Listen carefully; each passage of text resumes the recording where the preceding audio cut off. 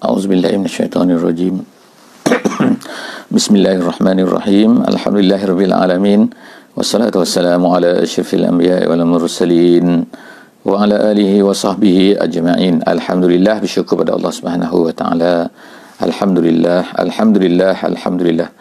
Kerana kita masih lagi diberikan kesihatan oleh Allah Subhanahu wa taala, pada pagi ini dapat bangun tidur. Alhamdulillahillazi ahyana ba'dama amatana wa ilaihin nusyur. Walau apa pun kita bangun, kita tidur, kita akan kembali kepada Allah Subhanahu wa taala selepas daripada ini. Alhamdulillah, pagi ini kita akan bersama-sama dalam sesi tadabbur Al-Quran, tafsir ringkas yang telah kita pilih, kita petik sedikit daripada yang pertama sekali ialah tafsir Jalalain, tafsir yang masyhur, walaupun pendek tetapi masyhur di tanah air kita, di seluruh Nusantara lebih kurangnya. Yang keduanya ialah kita petik sedikit daripada tafsir Al-Wasit yang ditulis oleh Syekh Tantawi, Syekh Sayyid At-Tantawi. Dan kemudian yang ketiga,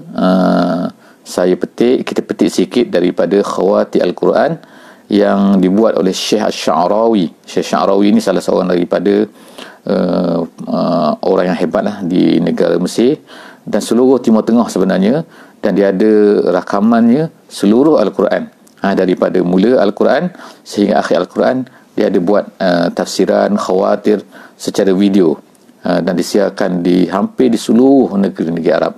Jadi saya petik daripada semua buku-buku ni sedikit insya-Allah, dan kita akan cuba lihatlah apakah yang ada disebutkan oleh Allah Subhanahu wa taala di dalam ayat-ayat yang akan kita baca pada pagi ini. Pagi ini kita bersama-sama dalam muka surat Al-Quran 414, 414, dan kita pada muka surat yang terakhir sebenarnya dari surah Luqman. Dan insya-Allah selepas daripada ini kita akan masuk surah Sajadah insya-Allah. Untuk muka surat yang terakhir ini, Allah Subhanahu wa taala secara ringkasnya bercerita kepada kita semua tentang beberapa perkara, iaitu lagi tentang beberapa sifat, beberapa sikap dan juga beberapa perkara yang Allah Taala nak ceritakan tentang kehebatannya, tentang ilmunya, tentang kedudukannya, dan apa yang sepatutnya kita sebagai hamba ini beriktikad, dan bagaimana kita untuk mengenali Allah Subhanahu wa taala. Sebagaimana kita tahu bahawa ma'rifatullah itu adalah satu perkara yang sangat penting, mengenali Allah. Awwaluddin ma'rifatullah. Awal-awal agama adalah mengenal Allah.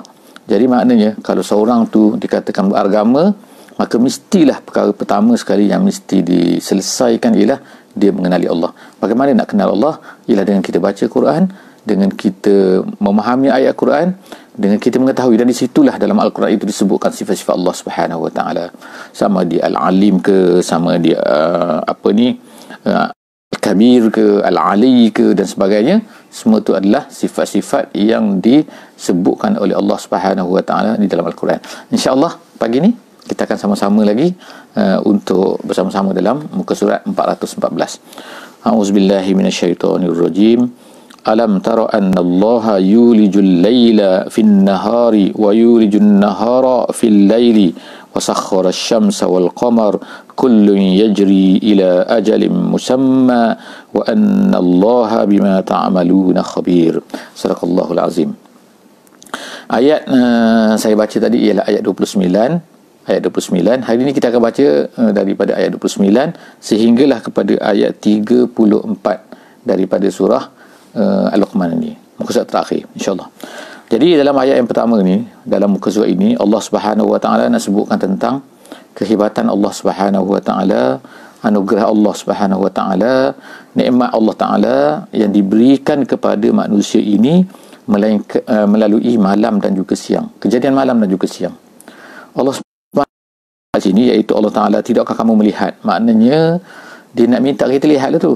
Tak lihat kalau kamu tak lihat ke? Kamu tak lihat ke?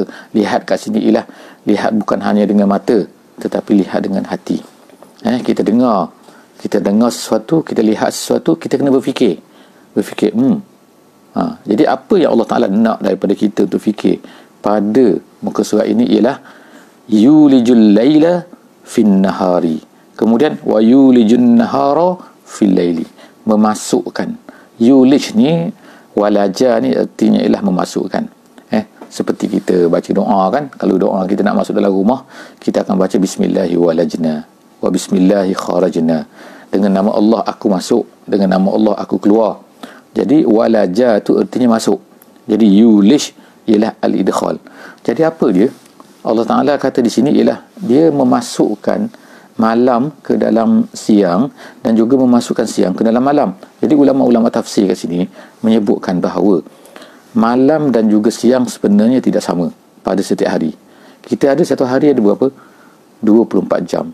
Tapi adakah malam kita ni 12 jam, siang kita 12 jam? Tidak. Dia akan bergerak.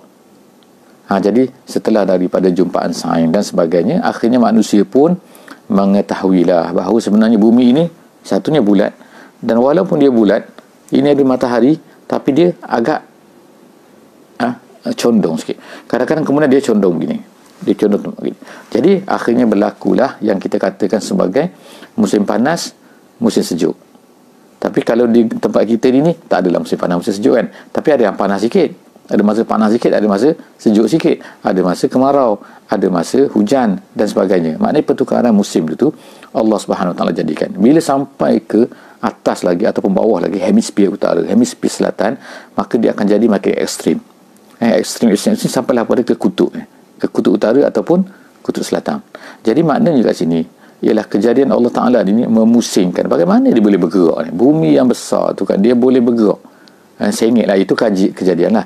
Tapi apa yang boleh dilihat oleh manusia dengan mata, tak perlu kepada kajian, tak perlu kepada sekolah, ialah apa? Ada musim panas, ada musim sejuk, ada panjang, ada pendek.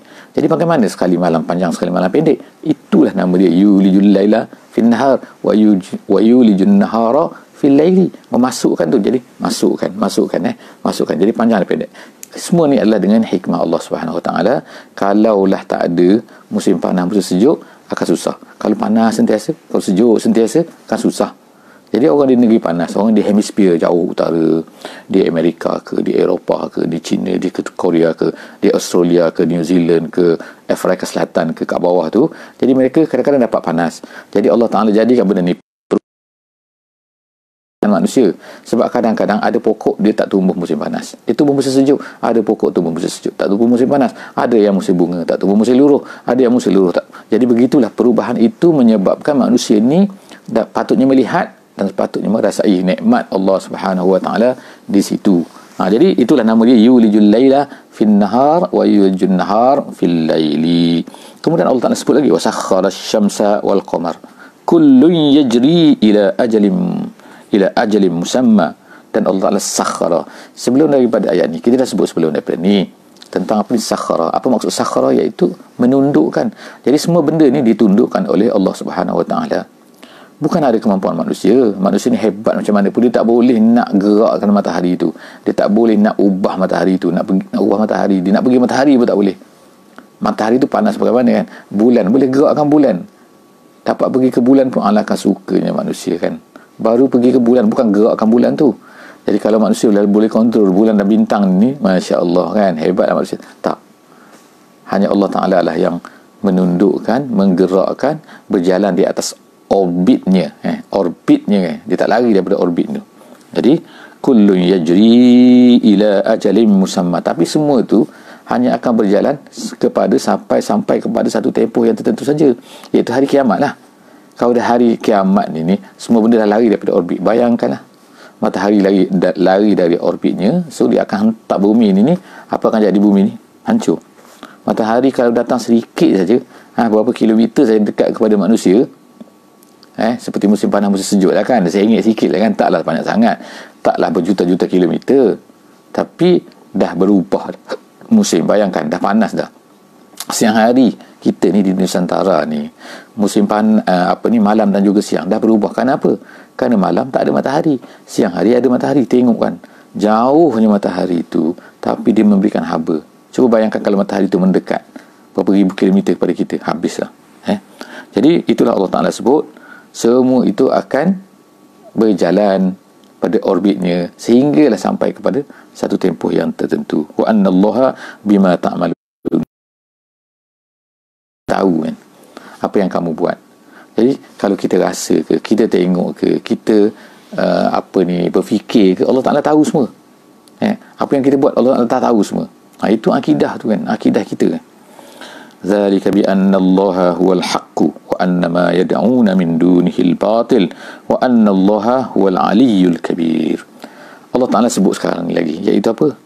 Sebab itulah dia kata Allah ini adalah hak, dan apa yang kamu sembah, apa yang kamu ikut, apa yang kamu patuh, tak kira lah yang kamu patuh ni apa kan. Zaman sekarang ni patuh pada patung ke, ikut patung ke, sembah patung ke, sembah berhala ke, sembah diri sendiri ke, sembah hawa nafsu ke, ikut otak sendiri ke, semua benda tu adalah batil.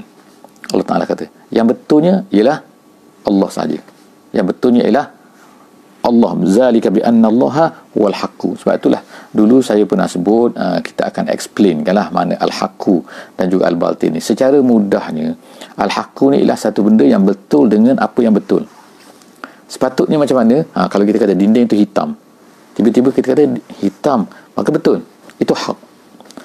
Dinding tu putih, kita kata hitam, dia hitam, itu batil, tak betul. Jadi apa yang betul? Apa yang betul ialah di sisi Allah Subhanahu Wa Taala. Kemudian Islam tu adalah apa yang Allah Ta'ala nak beritahu kepada kita, itulah yang betul, yang sepatutnya macam tu. Darah kita ni bagaimana, perjalanan dalaman tubuh kita ni macam mana, macam ni, macam ni, macam ni. Jadi Allah Ta'ala beritahu melalui satu benda nama dia Islam. Jadi bila kita ikut Islam, maknanya ia betul, betul dengan tubuh, betul dengan angkasa, betul dengan binatang, betul dengan pokok, betul dengan cuaca, betul semua. Itulah Islam. Sebab itulah Islam itu adalah haqq, sebab dia betul dengan apa yang sepatutnya. Bila kita tak ikut, bila kita lari, bila kita tu, itulah jadi dia batil. Sebab itulah selain daripada Islam adalah batil. Itu kita kena yakin macam tu kan. Cuma ada setengah-setengah benda ni manusia tak tahu. Kita tahu setengah-setengah benda. Allah Ta'ala tahu semua benda. Jadi sebab itulah kita kena ikut Islam. Kenapa? Kerana Islam itulah yang betul, Allah itulah yang betul, maka yang lain selain daripada Allah itu adalah al-batil. Jadi kemudian wa annallaha huwal aliyyu al-kabir. Allah ini maha tinggi dan juga maha kabir. Habislah sebenarnya kan. Semua-semua yang maksima tu, semua benda yang tak mampu difikir oleh manusia. Yang hebat tu semua adalah Allah Subhanahu Wa Taala. Seterusnya, alam tara annal fulka tajri fil bahri bi ni'matillah liyuriyakum min ayatihi inna fi zalika laayat likulli sabarin syakur. Kemudian Allah Ta'ala sebut lagi pasal kapal. Yang kapal ni boleh berlayar. Kapal tu daripada besi. Besilah kita kata, yang besi ke apa-apa logam lah ni, yang manusia ciptakan. Tapi di besi cuba letak. Kalau letak macam ni, dia akan jatuh, dia akan pecah, dia akan tumbang, dia akan tenggelam. Tapi kalau letak macam ni, susun elok-elok macam ni, dia akan timbul. Tapi timbul duduk atas air kan. Allah fikir kat sini, alam tara. Tadi alam tara dah kan, sekarang alam tara lagi. Alam tara annal fulka tajri fil bahri bi ni'matillah. Kena ingat tu kan, kapal ni boleh berlayar ni bi ni'matillah. Bukan kerana kehebatan penciptaan manusia, bukan kerana engineering manusia, maka dia boleh buat kapal tu timbul. Kalau Allah Subhanahu Wa Taala nak tenggelamkan, boleh tenggelam, walaupun kapal yang hebat sekali. Titanic ni tak ada lah, masa nak berlayar dibuat kan di England, datang berlayar lah dia daripada Southampton. Jadi dia katakan dibuat, kemudian dibelayar nak pergi ke New York, nak pergi ke Amerika. Tengah jalan, tak ada lah kan, masa nak berlayar tu sampai ada pemberita pada masa tu mengatakan even God, dia kata, cannot send this vessel. Tuhan pun tak boleh nak tenggelamkan kapal ni. Nak cerita hebatnya kapal tu kan.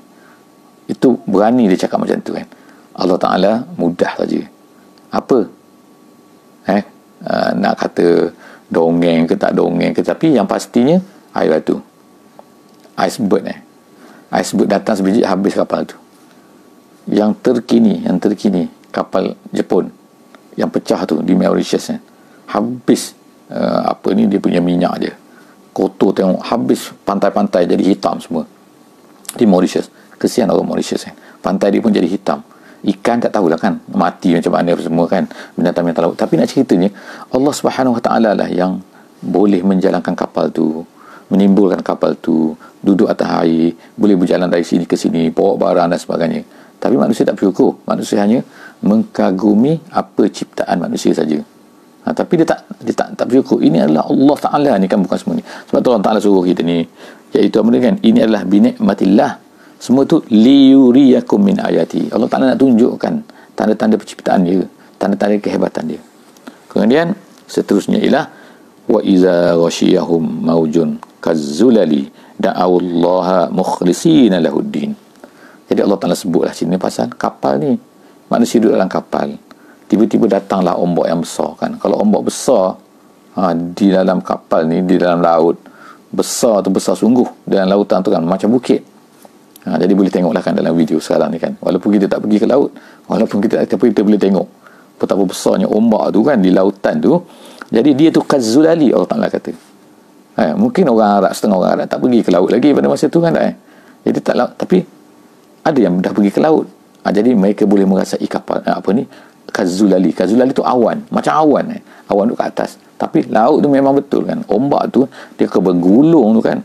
Kita boleh tengok orang surfing kan. Surfing kan macam mana kan, dia boleh naik ke atas tu kan. Besar mana surfing tu kan, orang tu kecil bawah tu kan, ombak tu besar ke atas tu.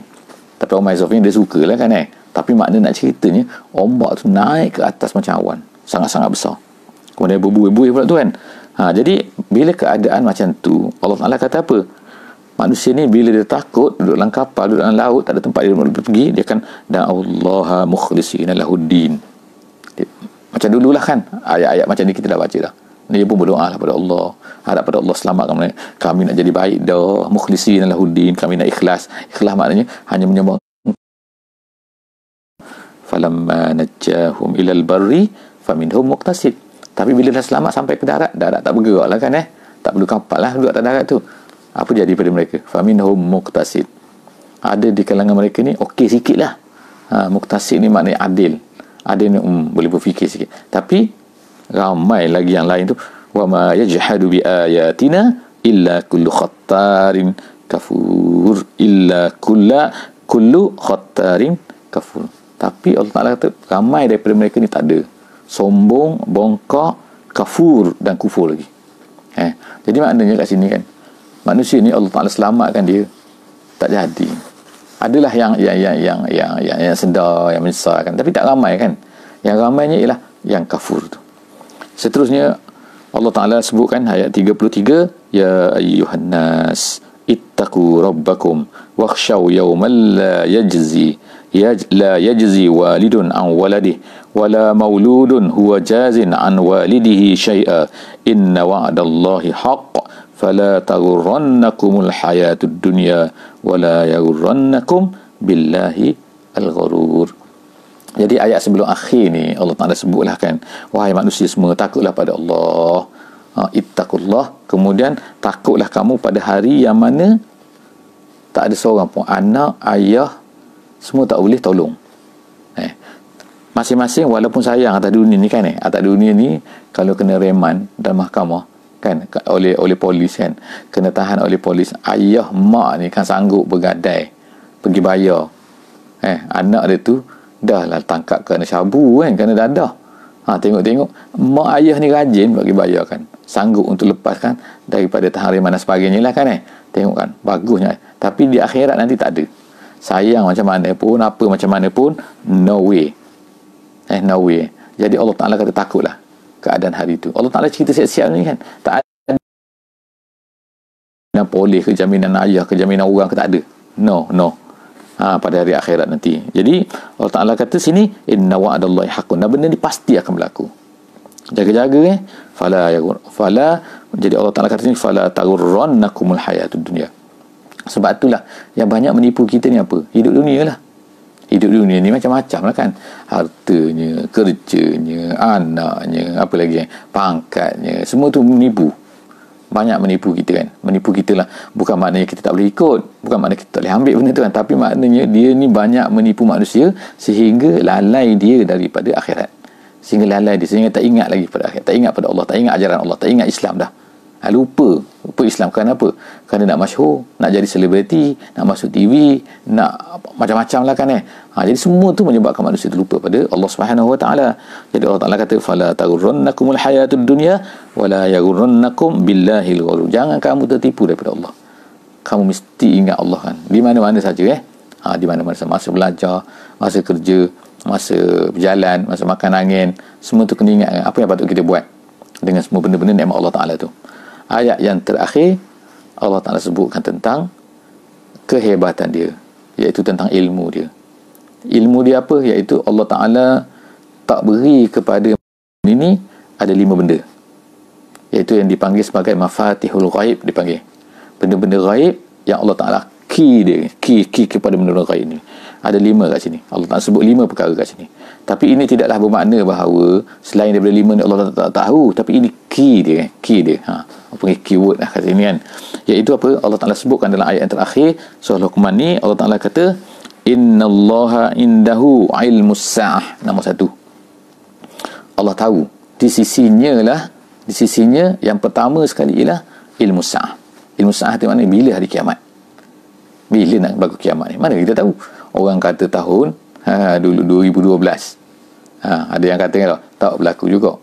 2021 nak berlaku juga tak tahu. Jadi jawapan dia tak tahu. Cuma Allah Taala tahu, beritahu apa benda ni? Amarat. Amarat tu ialah tanda-tanda. Tapi tanda tu tak mesti lagi. Selepas tanda tu 100 ke 50 tahun ke, wallahu a'lam bisawab. Yang pentingnya kita beramal, kita ikut Islam. Bukan yang penting kita sibuk nak cari bila kiamat. Gitu carilah kalender Maya, kalender apa ni kan, kalender Inka ke daripada Mexico kan. Jadi semua tu adalah manusia saja. Manusia jangan. Allah Taala tahu. Dia yang tahu. Jadi yang pertama sekali ilmu sah. Yang kedua, wa yunazzilul ghaitha. Dia menurunkan hujan. Maknanya dia saja tahu tentang hujan ni berapa. Manusia boleh sukat. Hujan dia kata lebat. Manusia boleh tahu lebat lah. Kemudian ada lagi berapa milimeter. Milimeter tu kan dia tadah kat situ. Dia tadah dengan mesin dia tu kan. Bukan semua kawasan ni dia tahu. Tak tahu. Semua di negeri ni berapa. Semua di negeri Selangor berapa hujan turun dalam masa 1 tahun. Dia tak tahu. Dia hanya tadah kan. Itu hanya cek sebagai agak-agak saja. Secara exact tak tahu. Sebab apa? Siapa berani tadah? Siapa mampu tadah? Berapa titik turun sini, berapa titik turun sini. Kadang-kadang dia turun. Pagi tadi hujan tempat saya ni. Pagi hujan. Subuh dia hujan kan. Tapi berapa banyak hujan lah. Tak tahu. Berapa titik hujan turun tu. Dia turun dalam semak, dia turun atas jalan, dia turun ada dalam laut. Kita tak tahu kan. Jadi itu Allah Ta'ala katakan. Dia yang tahu. Tapi orang tahu titik, berapa milimeter, berapa semua Allah Ta'ala tahu. Masa dia bila, setiap titik tu Allah Ta'ala tahu. Kemudian lagi, wa ya'lamu ma fil arham. Allah Ta'ala tahu apa yang ada dalam rahim. Manusia kata sekarang dia tahu juga kan, dia guna teropong. Manusia hanya agak, dia tak pasti 100% kan. Jadi Allah Ta'ala kurniakan kepada manusia. Sebab itulah Allah Ta'ala uji manusia ni kan, dengan benda-benda tu, dengan mesin tu kan. Mereka cipta mesin, boleh tengok anak-anak lelaki perempuan, macam-macam kan. Tapi itu semua agak-agak lah kan. Dia kata anak lelaki, anak perempuan, okey. Kemudian lagi apa benda lagi? Jantung dia macam mana? Sel dia ada berapa kan? Dia ni, masa dia benih tu kan, mula-mula tu kan, dia akan jadi lelaki atau perempuan dalam rahim tu kan. Masa dia percantuman mula-mula. Tak tahu kan. Manusia bila tahu dah besar. Dah besar baru dah boleh tahu kan kan. Kalau dalam rahim kecil besar tu, satu kan, ovari bertemu dengan sperm tu kan. Masa tu, tahu lelaki perempuan? Tak tahu juga. Jadi, tapi Allah Ta'ala tahu. Itu kata Allah Ta'ala tahu apa yang dalam rahim. Wa ma tadri nafsum maza taksibu ghadan. Yang keempat ini kan, apakah manusia akan buat esok. Allah Ta'ala sebut esok kan, tapi sebenarnya bukan esok lah. Mana kan, esok mana the next ni, petang ni, pagi ni, kita akan buat apa? Kita tak tahu kan. Kita makan apa, dapat makan apa, itu rezeki kan. Tapi Allah kita tahu, tak tahu rezeki kita setakat mana kan. Kita memanglah kita nak pergi ke kedai ni, plan kita macam ni, nak pergi McD, nak pergi KFC contohlah kan, nak pergi restoran ni kan. Tapi kita tahu tak kita dapat makan macam mana? Kita tak tahu. Wallahu a'lam bissawab. Jadi Allah Ta'ala saja yang tahu. Apa ma tadri nafsun maza taksibu ghadan. Yang terakhir, yang kelima dalam ayat ni, tempat lain ada lagi wa ma tadri nafsun bi ayyi ardin tamut.